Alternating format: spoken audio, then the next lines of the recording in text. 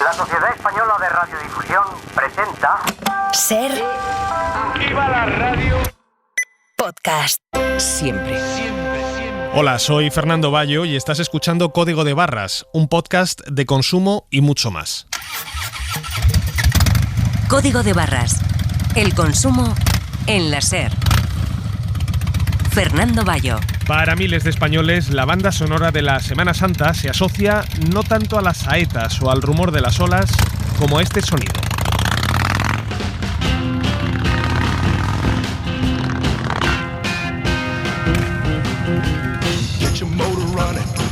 Dicen que pocas experiencias provocan mayor sensación de libertad que la de subirse a una moto y recorrer sin rumbo fijo kilómetros y kilómetros simplemente disfrutando de las rectas, de las curvas, de los paisajes y del viento de cara.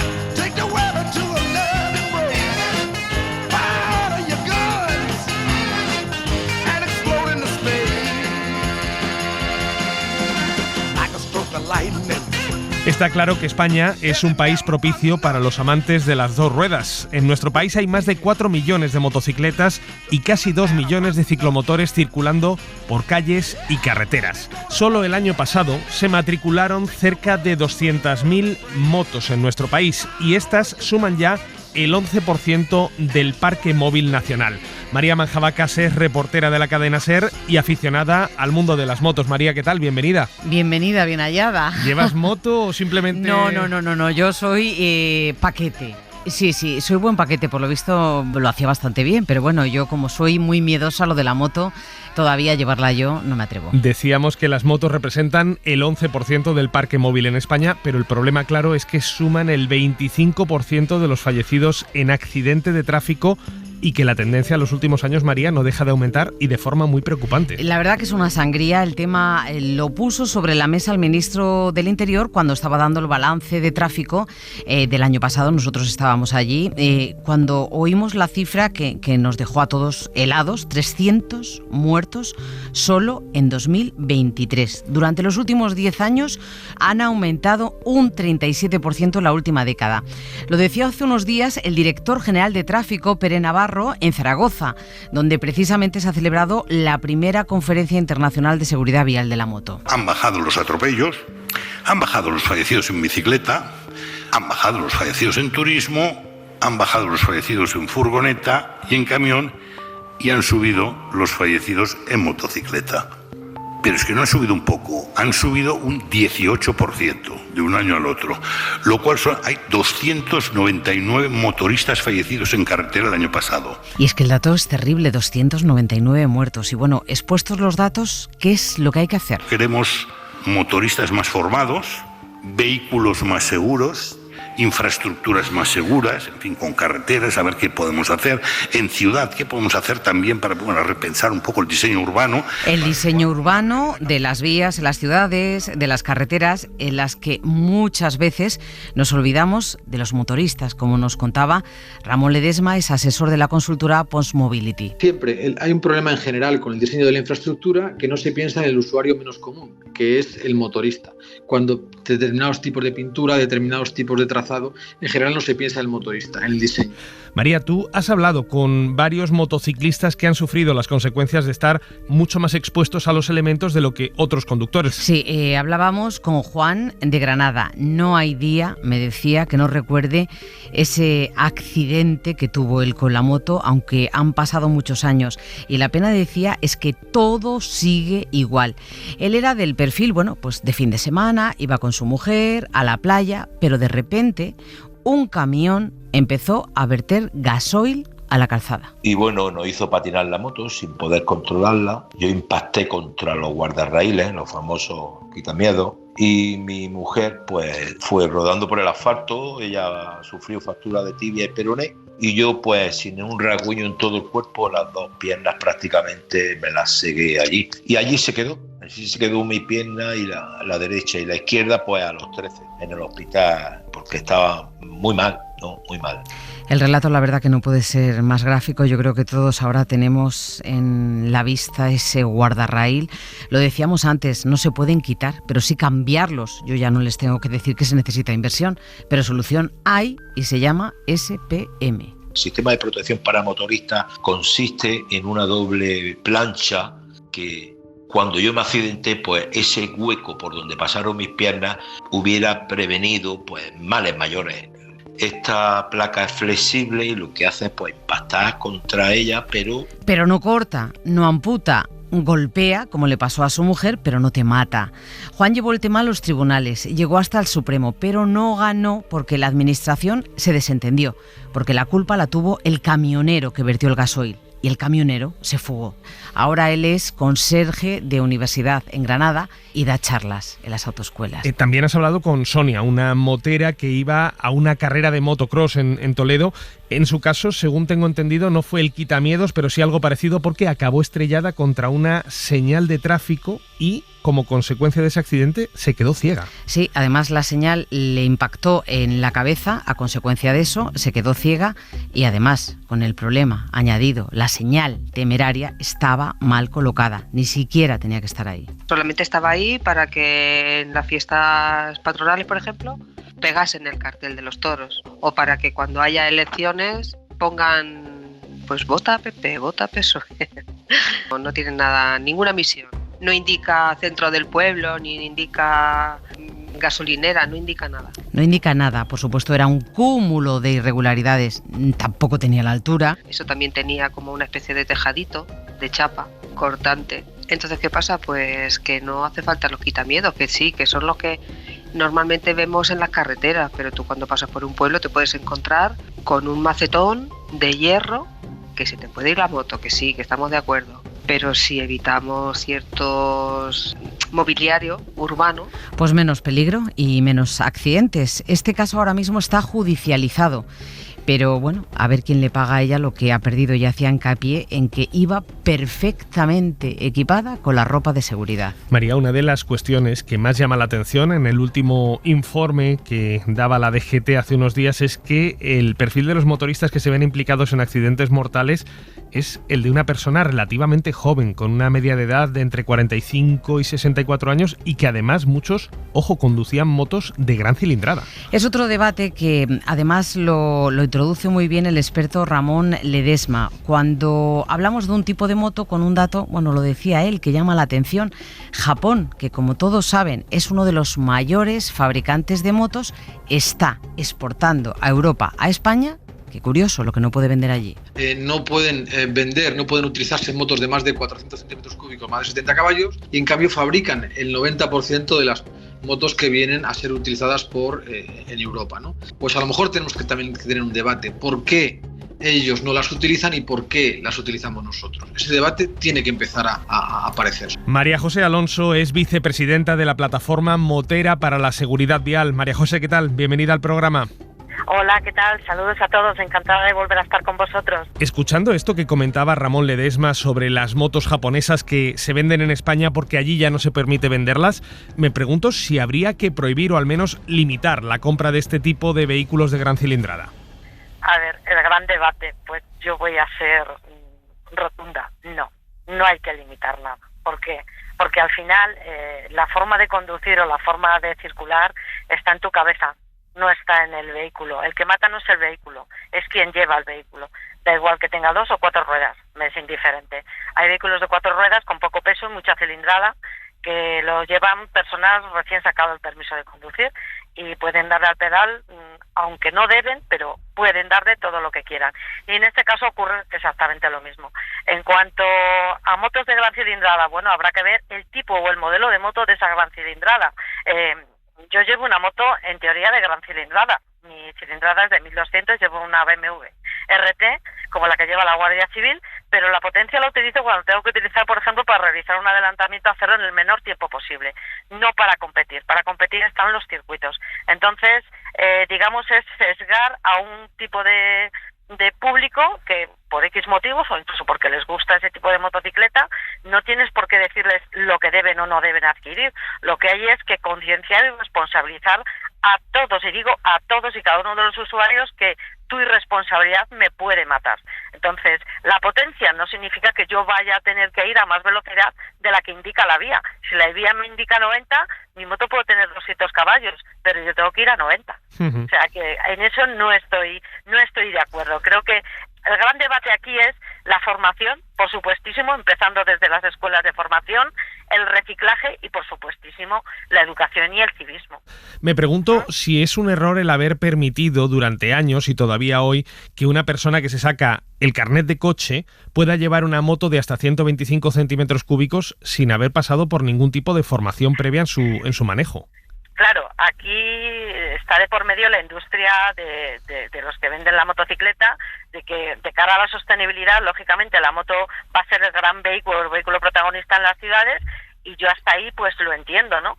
Pero lo que no se puede permitir es que una persona que nunca ha ido en moto, aunque sea, entre comillas, para ellos una moto pequeña o de baja cilindrada, se presuponga que por tener experiencia con 4 ruedas, el llevar una de 2 va a ser igual. La solución la tenemos, es algo tan sencillo como que si tú quieres llevar una moto de 125, lo que tienes que hacer es lo que hemos hecho toda la vida los demás, que tenemos el permiso, sacarte el permiso A1, no hay más, ¿no?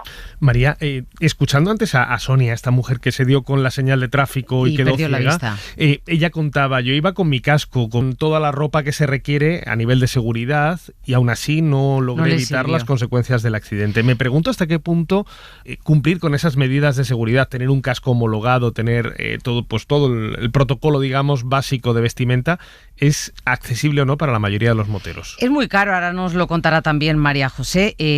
Llevar un casco integral modular es lo que se requiere ahora. También unos guantes homologados en autovías y en carreteras nacionales. Pero claro, bueno, esto lo sabe María José, lo sabes tú, lo sabe cualquiera. Esto tiene un coste económico muy importante. ¿Y qué pide el colectivo de moteros? Bueno, pues que les quiten el IVA de lujo, que es lo que están pagando. Juan Manuel Reyes es el presidente de la Asociación Nacional de Motoristas. No tiene sentido que nos obliguen a comprar un casco de protección y que ese casco se grave como un artículo de lujo, con el 21%. Y además estamos convencidos de que esta reducción del IVA redundaría en un incremento también de la recaudación, porque nos podríamos permitir los motoristas posiblemente renovar el casco con más frecuencia, por un casco más moderno y más seguro, con más tecnología. Podríamos comprar un chaleco que ahora pues la mayoría de los motoristas no nos podemos comprar porque tiene un precio muy alto, etcétera. María José, yo te quería preguntar porque hay muchos oyentes no sabrán lo que es la ropa de protección de moto, no que no sabrán lo que es, sino que no sabrán lo que cuestan. ¿De qué precios estamos hablando cuando hablamos de un casco integral, de unos guantes, de un airbag? ¿De qué precios estamos hablando? ¿En qué franja movéis? Por ejemplo, una chaqueta decente con, una cordura con 600D, con sus protecciones y demás, pues entre unos 380, 400 y pico euros. El pantalón viene a ser unos 200 y pico, casi 300, por ahí anda la cosa. Unas botas buenas en condiciones con sus protecciones en tobilleras, en la puntera, por supuesto que sean por encima del tobillo, pues puede rondar unos 190, por ahí más o menos. Las hay inferiores, por supuesto, pero a ver, si queremos máxima protección y no amputarnos los dedos de los pies, es ideal. Guantes, pues a partir de 58, 60 euros también los tienes. Cascos, pues ahí ya hay una gran variedad. Yo les recomiendo que en sus establecimientos se dejen aconsejar, porque ellos va a ser quienes les digan para el tipo de utilización que van a tener, largos viajes o zona urbana, les van a aconsejar el mejor casco. Desde luego el mejor es el integral. Después el modular. Yo no aconsejo cascos abiertos, pues porque te puede pasar lo que a Sonia, ¿no? Tal, efectivamente. Esos cascos pues pueden rondar entre los 280 hasta los incluso 1.000 y pico euros. Pero bueno, por 300, 400 euros ya puedes encontrar un casco, y digo de la última normativa, que son bastante decentes y bastante buenos. Y luego los chalecos airbag, lo bueno que tiene es que como ya hay bastantes más en el mercado, los precios van bajando, ¿no? Sí. Y yo, por ejemplo, ahora nos podemos encontrar chaleco airbag, no electrónicos, sino automáticos, o sea, mecánicos, perdón, que van atados directamente a la moto. Te puedes encontrar, por poner un ejemplo, te voy a decir una marca, por ponerte el último que ha salido al mercado, el de Asparer, de la marca del campeón del mundo Jorge Martínez Aspas, que por 280 euros tienes un chaleco airbag. O sea, que se pueden adquirir elementos. Igual no te lo puedes comprar todo a la vez, pero bueno, vas avanzando, este mes te compras una cosita, el mes siguiente vas adquiriendo otra, o sea que sí que se puede acceder, pero hombre, si se obtiene una ayuda por parte de Hacienda reduciendo ese IVA, pues lógicamente la gente adquirirá mejor equipamiento, eso reducirá las lesiones, incluso el fallecimiento, pero sobre todo lesiones graves, con lo que eso conlleva, ¿no? Pues sí. Menos tiempos de baja a nivel empresarial, reducción a nivel sanitario, en fin, yo creo que al final es ventaja y bueno para todos. Pues María José Alonso, vicepresidenta de la Plataforma Motera para la Seguridad Vial, muchísimas gracias por haberte pasado por Código de Barras hoy. Muchísimas gracias a vosotros por siempre estar tan interesados y sensibilizados. Y por cierto, María, ser acompañante copiloto, eso es lo más valiente que hay, incluso ser piloto de moto, ¿eh? O sea que ahí lo dejo, ¿eh? Oye, muchas gracias, un placer grandísimo, María José, hasta ahora. Oye, ¿qué halago te ha hecho ahí, María José? Me ha hecho un halago, porque yo además he dicho, digo, soy miedosa, pero me ha dicho, dice, fíjate, ser valiente también es ir detrás, como se suele decir en el lenguaje motero, de paquete. Claro, y confiar en quien te lleve, y porque confiar eso es lo en quien difícil te lleve, cuando exactamente, es la palabra, confianza. Pues María, oye, muchísimas gracias por haber venido para poner el foco en este asunto tan importante, porque la seguridad vial es algo fundamental si queremos no solamente salvar vidas, sino también, y esto lo ponía un poco también en la agenda María José Alonso, evitar un sobrecoste a las arcas públicas. Gracias, María. Hasta luego. Síguenos en Twitter, en Facebook y en Instagram, @Código de Barras. Y escúchanos siempre que quieras en SER Podcast y en la web de la SER.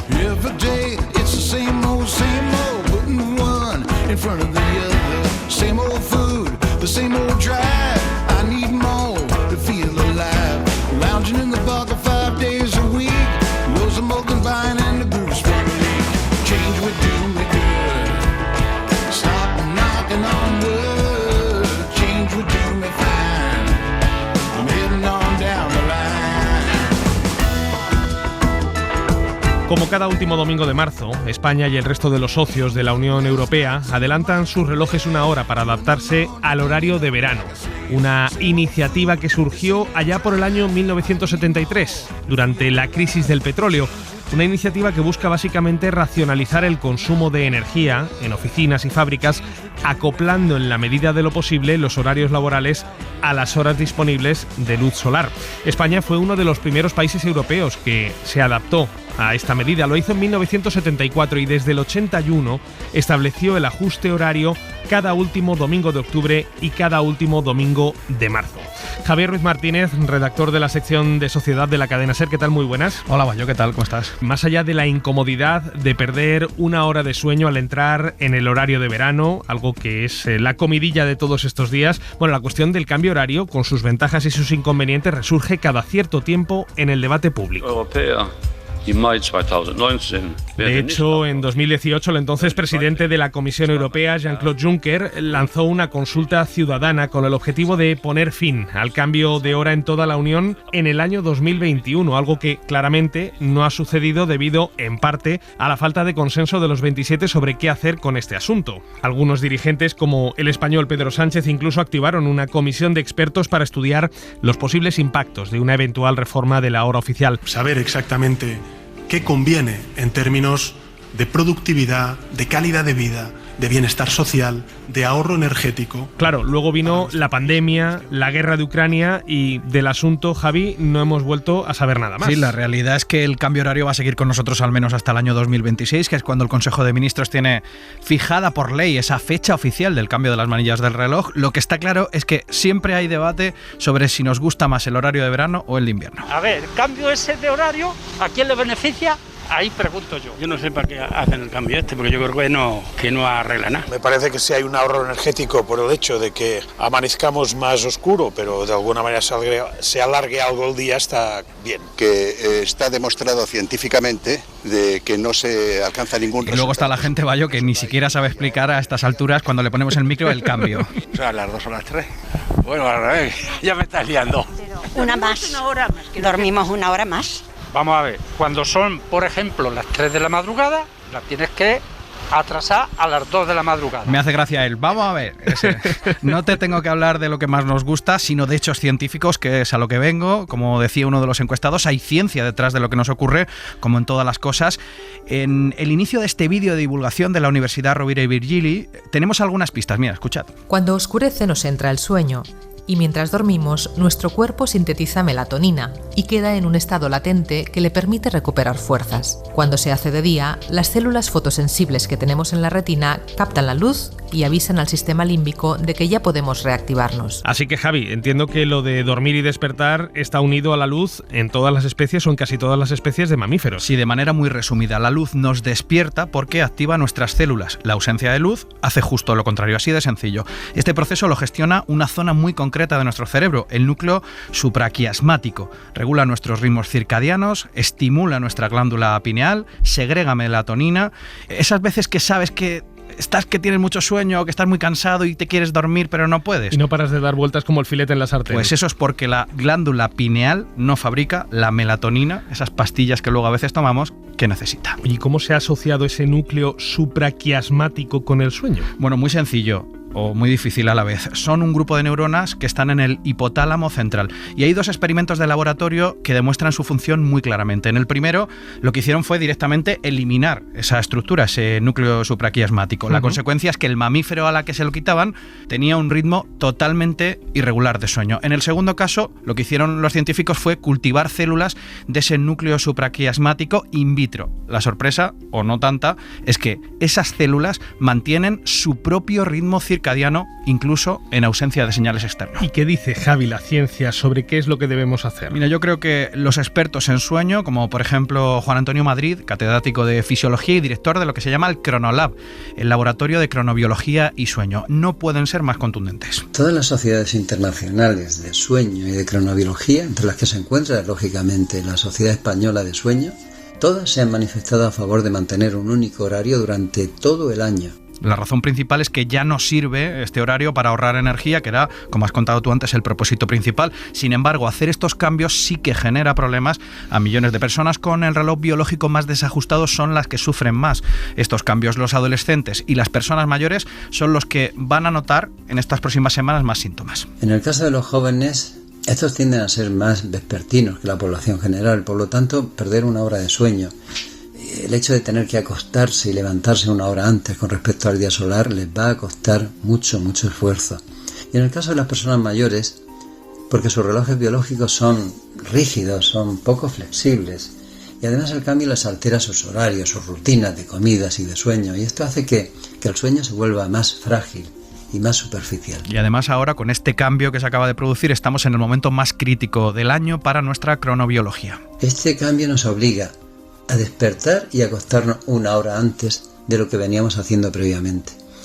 Y durante los días inmediatamente posteriores al cambio vamos a notar que dormiremos menos tiempo, que no tenemos el mismo apetito, puesto que sentiremos hambre a diferentes horas.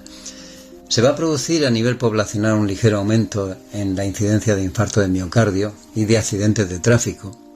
Y además, el cambio horario también va a aumentar las probabilidades de depresión y de insomnio en aquellas personas predispuestas o aquellas que ya sufren estas patologías. Estos días, en realidad todo el año, pero estos días en concreto toca vigilar especialmente a las personas con problemas de salud mental del tipo que sean. Para la mayoría de personas, afortunadamente, el cambio horario nos dura aproximadamente un periodo de cambio de 1 o 2 semanas. Esa especie de resaquilla que tenemos todos. Oye, y una última pregunta, Javi, ¿qué dicen los cronobiólogos como Juan Antonio Madrid sobre cuál sería el horario idóneo que tendríamos que adoptar? Aquí tampoco tienen muchas dudas. El más equilibrado dicen que es el de invierno. El horario de invierno en España difiere solo 1 hora con el solar, así que está más cerca de esa sintonía con la luz de la que hablábamos al principio y también con la oscuridad que capta nuestro cerebro. El de verano se separa 2 horas respecto al horario solar. La ciencia, al margen de los debates en la calle que escuchábamos al principio, dice que el horario de invierno es el que habría que mantener y así lo han aconsejado la mayoría de expertos al gobierno y también a la Unión Europea. Expertos como María Ángeles Roll, catedrática del Departamento de Fisiología de la Universidad de Murcia e integrante de ese grupo de expertos a los que el gobierno español encargó allá por el año 2018 estudiar los posibles impactos de una eventual reforma de la hora oficial. María Ángeles, ¿qué tal? Bienvenida a Código de Barras. Pues encantada de saludaros. ¿Es necesario plantearse como sociedad el acabar con este cambio horario de invierno y verano y establecer un horario fijo? ¿Cuál fue, digamos, tu criterio dentro de ese comité de expertos? Pues mi criterio coincide con el del profesor Madrid, y es que deberíamos mantener el mismo horario durante todo el año, y puestos a escoger a uno de los dos, yo me quedaría con el horario estándar. Si me permites una pequeña reivindicación, quizá deberíamos dejar de llamarlo de horario de invierno y de verano, porque eso ya tiene sus propias connotaciones. ¿En qué sentido? Pues, por ejemplo, si a mí me preguntas qué me gusta más, el invierno o el verano, si el verano pues lo asocio a las vacaciones, al tiempo de descanso, me decantaría por esta opción. Sin embargo, si me preguntas por el horario estándar o por el horario de ahorro de energía, pues no tiene estas connotaciones. En inglés es fácil, porque se utiliza estándar o DST para referirse al que entramos ahora, justo en primavera. Pero claro, referirnos a invierno o verano pues tiene eso, sus propias connotaciones. El invierno lo asociamos a algo más triste, no tenemos ese periodo de descanso y quizá pues convendría utilizar una nomenclatura o que simplemente se refiera a la hora, ¿no? La hora central europea más 1 más 2 horas. Ya. Bueno, partiendo de la base de que la mayoría de nuestros oyentes seguramente se refieran al horario, e incluido yo mismo hasta ahora al menos, como horario de invierno y de verano, yo por ejemplo le pregunto a familiares y amigos ¿qué horario prefieres? Y ellos siempre van a decir, y supongo que viene asociado a ese reflejo que tú señalabas hace un instante, el horario de verano, claramente. O sea, nos gusta que el día se alargue por las tardes, que haya más horas de luz, pero claro, eso es engañoso, porque en el fondo las horas de luz son las mismas. Es simplemente cómo nos ajustamos nosotros, nuestros horarios, a la luz solar disponible, lo que cambia. Correcto. Además, ten en cuenta que conforme vamos avanzando desde la primavera hacia el verano, ya los días van a ser progresivamente más largos, independientemente de que nosotros demos este pequeño salto adicional. Y de ahí un poco que en su día se pusiera sobre la palestra el decidir o el intentar acabar con el cambio horario. Y es que se había visto que no había beneficio desde el punto de vista energético, pero sí las consecuencias sobre la salud que ha mencionado antes el profesor Madrid. Entonces, si no está el beneficio por aquello por lo que se implantó, hay que empezar a replantearse si los perjuicios pesan en la balanza y por lo tanto debería acabar con ellos. Y el consenso que se ha mencionado también es cierto. No solo la Sociedad Española del Sueño, sino las sociedades europeas del sueño, la Sociedad Europea de Ritmos Biológicos, incluso la Sociedad Americana, han dicho que era mejor acabar con el cambio de hora. María Ángeles, nos hablaba antes el profesor Madrid de esas personas que tienen problemas de salud mental y que sufren un poquito más que los demás estas semanas. ¿Qué consejos les darías a ellos y a sus familias? Pues depende también del tipo, digamos, de alteración o problema que se tenga. Es difícil a veces dar una receta magistral porque habría que conocer muy bien cada uno de los casos. Pero lo cierto es que en general exponerse a la luz brillante durante el día y ayudarnos a resincronizar con rapidez con el nuevo horario, pues nos puede ser de ayuda. ¿Cuál sería el mejor argumento, y con esto ya terminamos, para en la cena de Navidad con nuestro cuñado pesado que nos dice hay que mantener el cambio de horario porque claro, el estilo de vida español se mantiene mucho mejor acorde al horario que tenemos actualmente? ¿Cómo le convencemos de que conviene llevar un horario fijo a lo largo del año, de que la ciencia ha probado esto? Dame un argumento infalible para convencerle, por favor. Pues el mejor argumento es precisamente eso, que existen evidencias científicas y que existe consenso científico. Y fíjate que es difícil encontrar que a veces siempre los científicos opinamos una cosa y opinamos otra, dependiendo del momento o de las evidencias con las que cuente cada uno. Y sin embargo, en esto, todos los científicos que trabajamos en el campo de la cronobiología y de los ritmos circadianos estamos de acuerdo. María Ángeles Rool, catedrática del Departamento de Fisiología de la Universidad de Murcia e integrante de ese comité de expertos encargado de estudiar los posibles impactos de esa reforma de la ley oficial por parte del gobierno español. Muchísimas gracias por haberte pasado hoy por Código de Barras. Muchísimas gracias a vosotros por haberme hecho un hueco. Javi, es interesante esto que comentaba María Ángeles. Hay consenso entre los científicos, que rara vez sucede, y sin embargo los políticos parece que no tienen nada clara la necesidad de actuar. Claro, ¿qué será esto? Yo me había anotado aquí una frase y coincide con esto último que ha dicho nuestra invitada. Los horarios de vida y las costumbres de un alemán, de un español o de un polinesio son absolutamente distintas. Uno vive más de noche, otro le gusta más el día, uno tiene unos horarios de trabajo, otros, y sin embargo hay un consenso científico mágico, como tú dices, que no suele ocurrir. todo el mundo está en lo mismo en la ciencia, y es que ese horario estándar es el bueno, es el que coincide más con las horas de sol. Aquí, evidentemente, tú sabes más de política que yo, hay un problema relacionado con la política. Es un tema que yo tengo claro que como no hay un consenso social, no se quiere tocar. Javi, muchísimas gracias. Hasta luego. Venga, hasta ahora.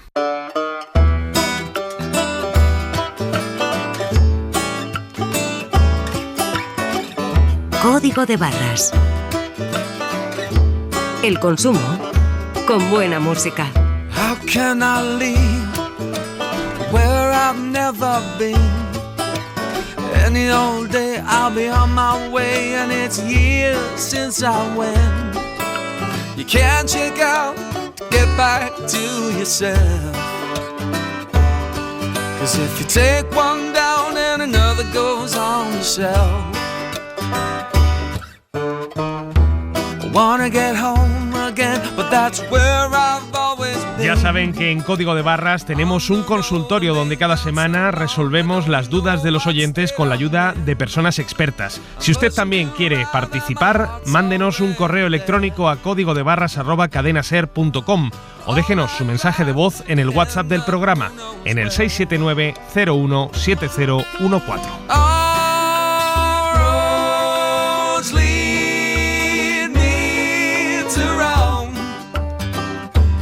Lead me to Rome.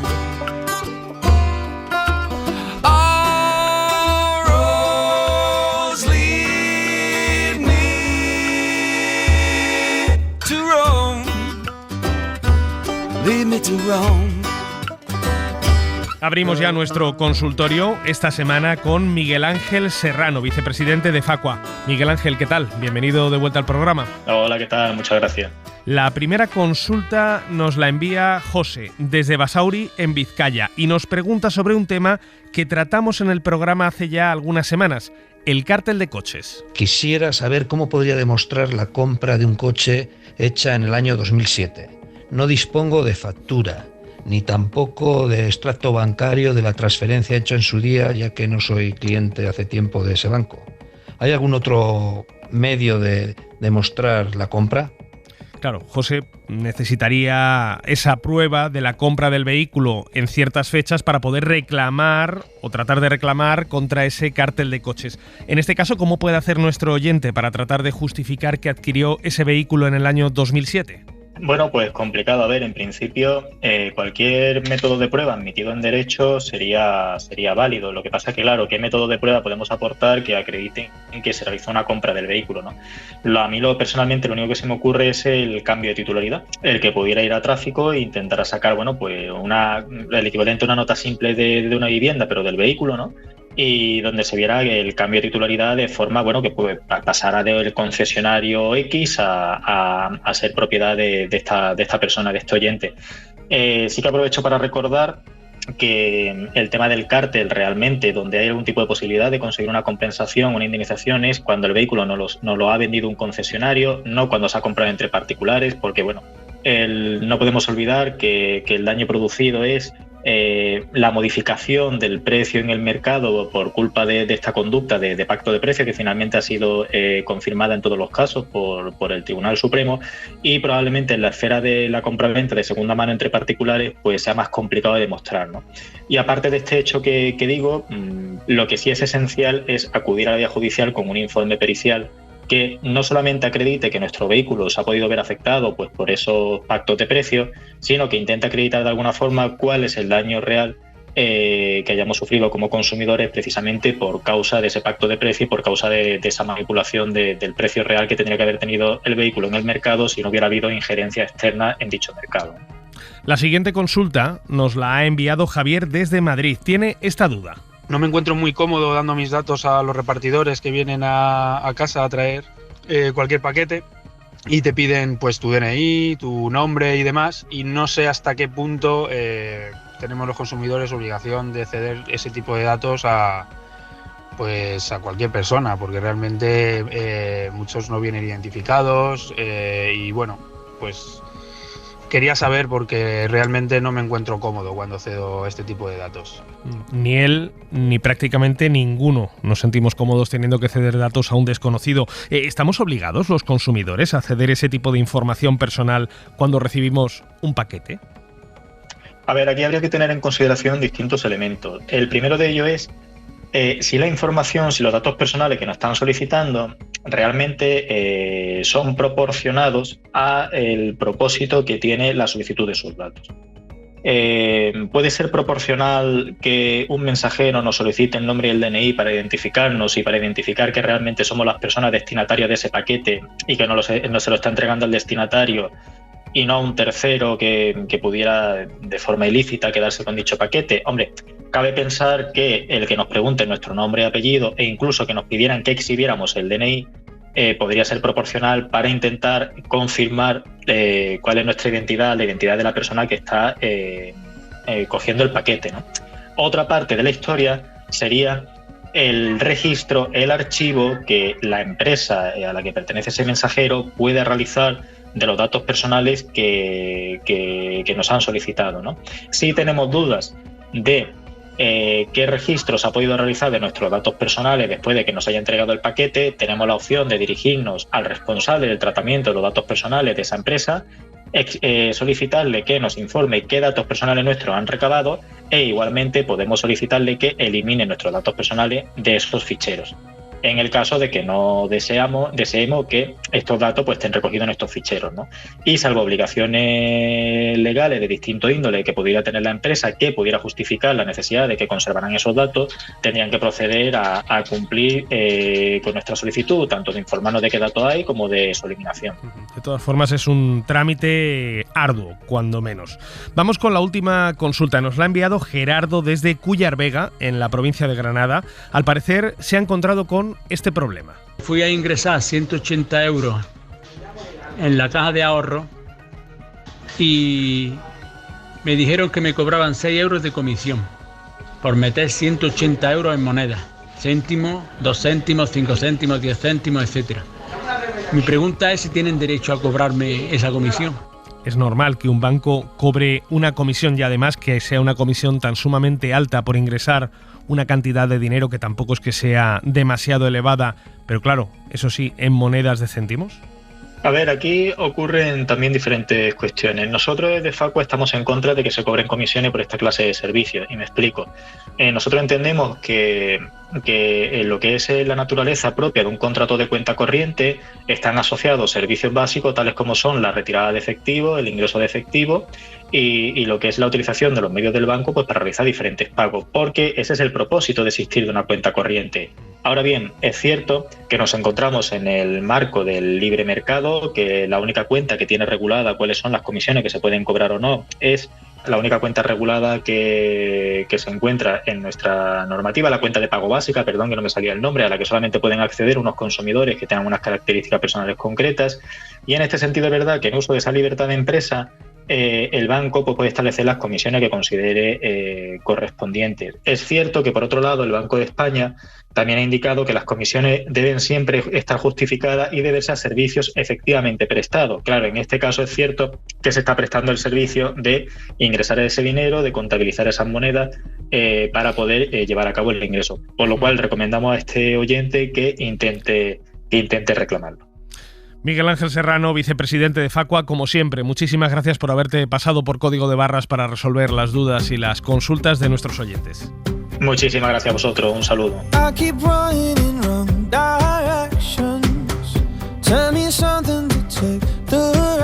Escríbenos a códigodebarras@cadenaser.com o déjanos tu mensaje en el 679 017 014. Everything that I do makes it worse. I've been trying to give you what you deserve, but you don't care. I've been running out of air to share. I go left and you go right. You got no more time on Friday nights to hang out on the couch and stay home, just like we used to. You turn me up back in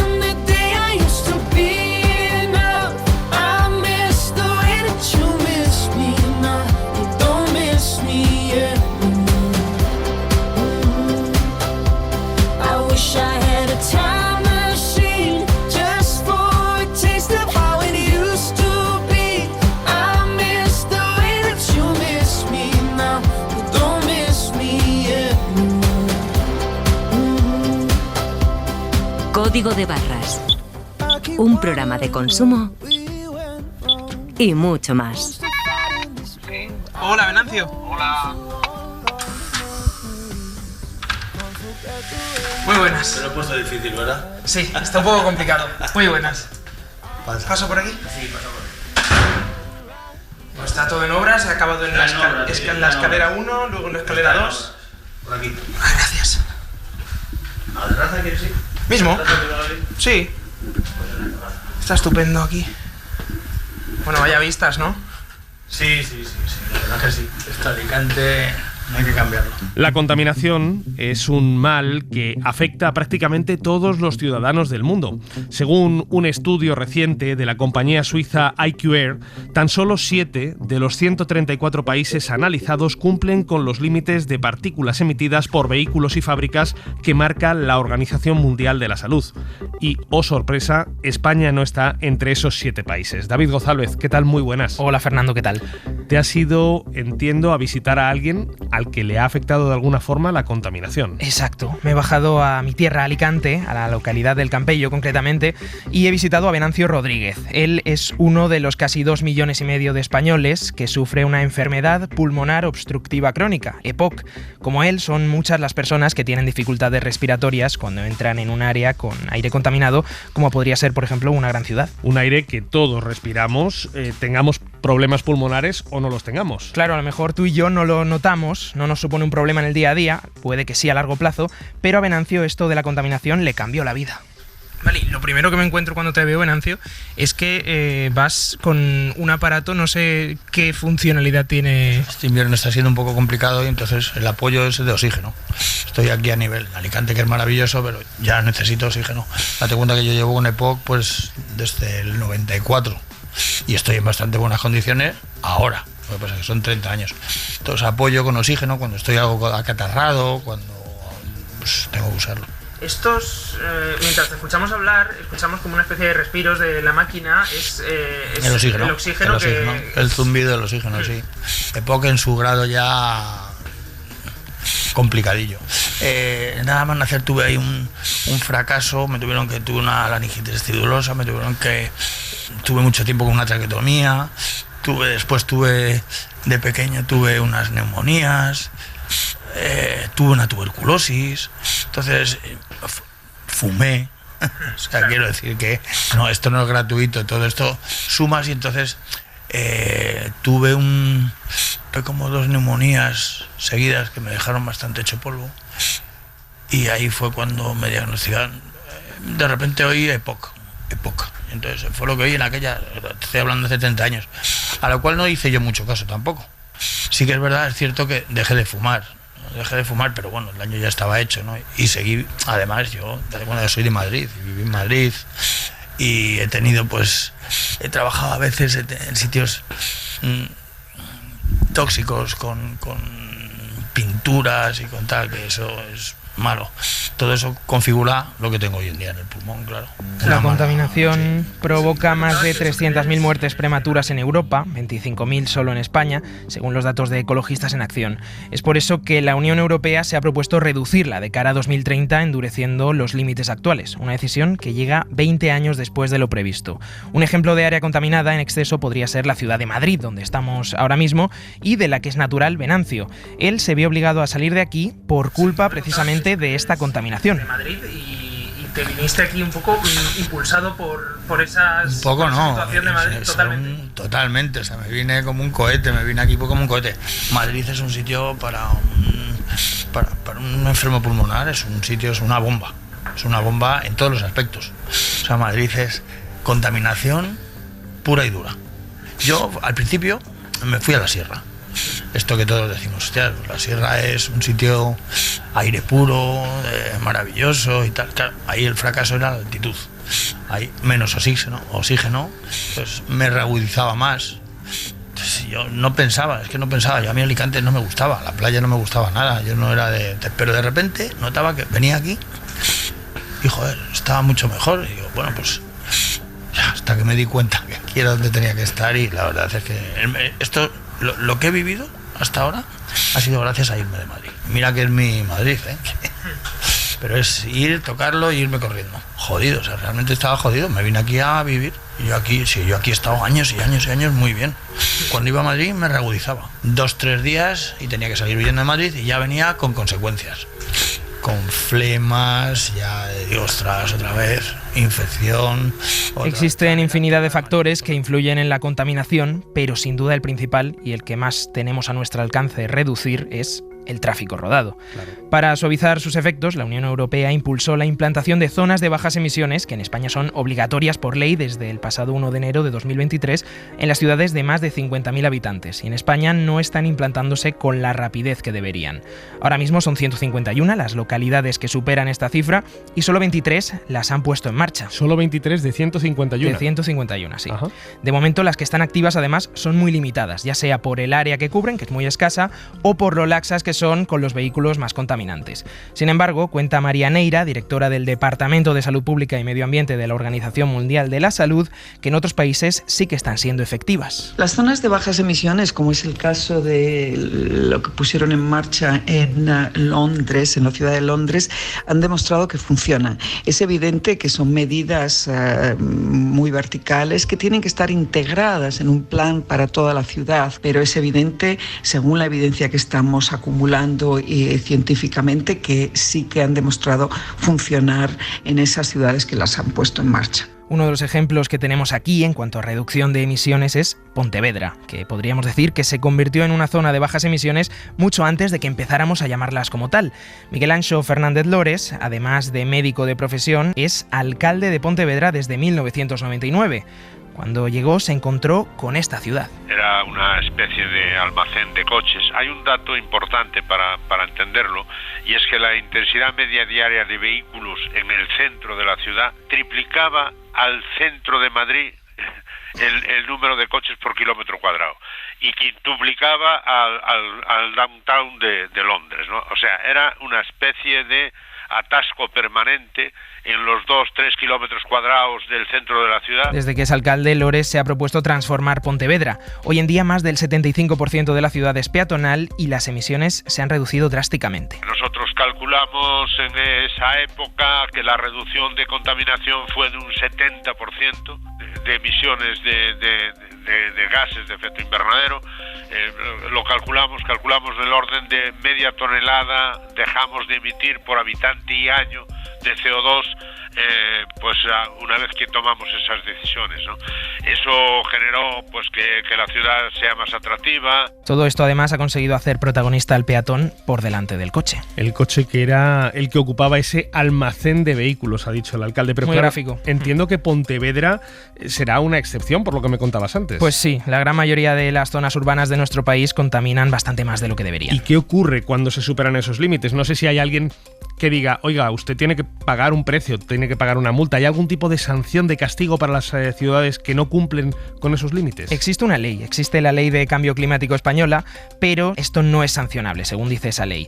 Sí que hay un precedente a nivel europeo, que lo cuenta Miguel Ángel Ceballos, portavoz de Ecologistas en Acción. Sí que existe en el caso concreto de España una condena a los ayuntamientos de Madrid y de Barcelona con sus áreas metropolitanas por exceder los límites legales de contaminación durante una década, que es una condena del Tribunal Europeo de Justicia que podría acabar derivando en sanciones económicas a estos ayuntamientos a través del recorte de fondos europeos que corresponden a España. Claro, lo primero en lo que pensamos es en sanciones a las administraciones públicas, pero ¿quién termina pagando el pato? Lo explica Xavier Querol, investigador del Instituto de Diagnóstico Ambiental del CSIC.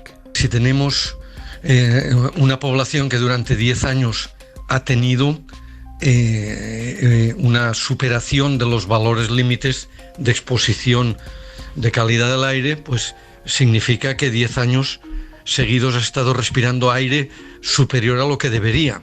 Y si encima la Comisión Europea, el Tribunal de Luxemburgo, impone una sanción, pues sería una doble multa, ¿no? El haber respirado mal y el tener que pagar con sus impuestos esta multa. Un doble mal para los ciudadanos. Los nuevos límites de la Unión de cara a 2030 son bastante menos exigentes que los que marca la Organización Mundial de la Salud. Aún así, María Neira lo ve con buenos ojos. Las nuevas directivas de la Unión Europea son un paso adelante muy importante para alcanzar las recomendaciones de la Organización Mundial de la Salud. Adoptar esas nuevas directivas de la OMS, acercándose a esas directivas intermedias, esos objetivos intermedios para llegar a las recomendaciones oficiales. Si nos vamos a las 20 grandes ciudades españolas, en 13 las zonas de bajas emisiones aún están en trámite, es decir, que solo 7 las han implantado. Veremos si en los próximos meses se ponen en marcha, que es al final lo que indica la ley. Y lo que debería ser. Y lo que debería ser, claro. Pero volviendo a la historia de Venancio, durante la charla me recordaba que además del tráfico hay muchos más factores que influyen a un enfermo pulmonar. Allí en su urbanización, por ejemplo, estaban de obras y esto para él también es contaminación. Más allá de la contaminación por el tráfico, tú cuando pasas por algún edificio que se está pintando... Véase. Claro, sí, véase es que ahora mismo la prueba. En tu urbanización véase, se está pintando. Se está pintando, están en obras, entonces... Sí, esto es una putada. Esto es una putada, pero...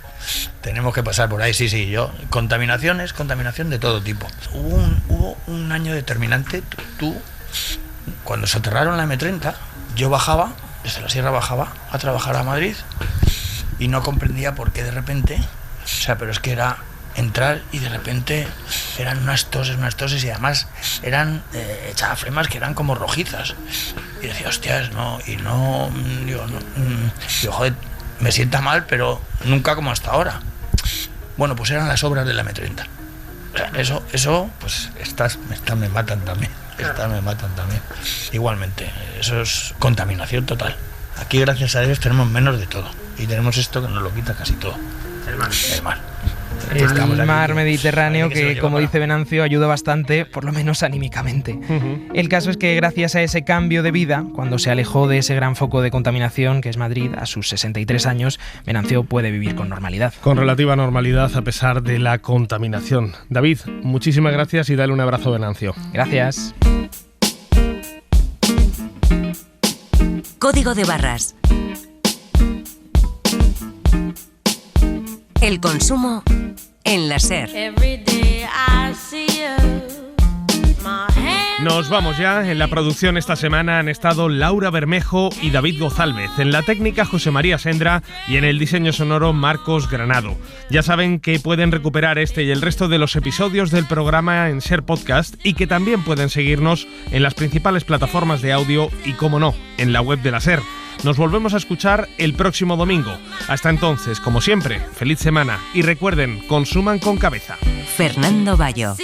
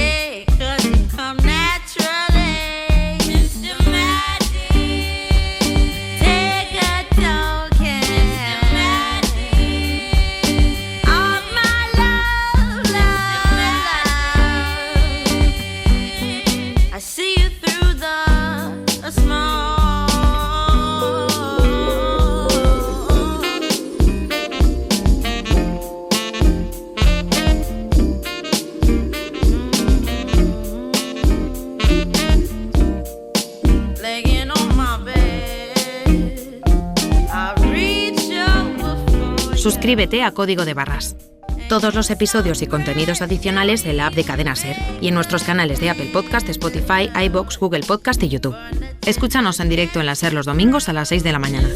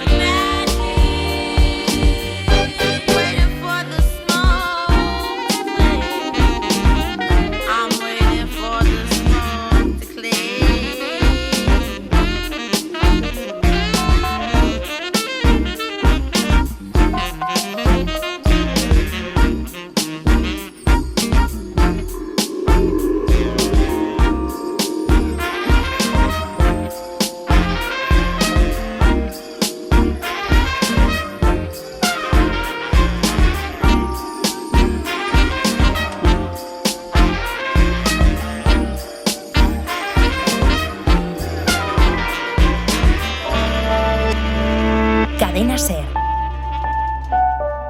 La radio.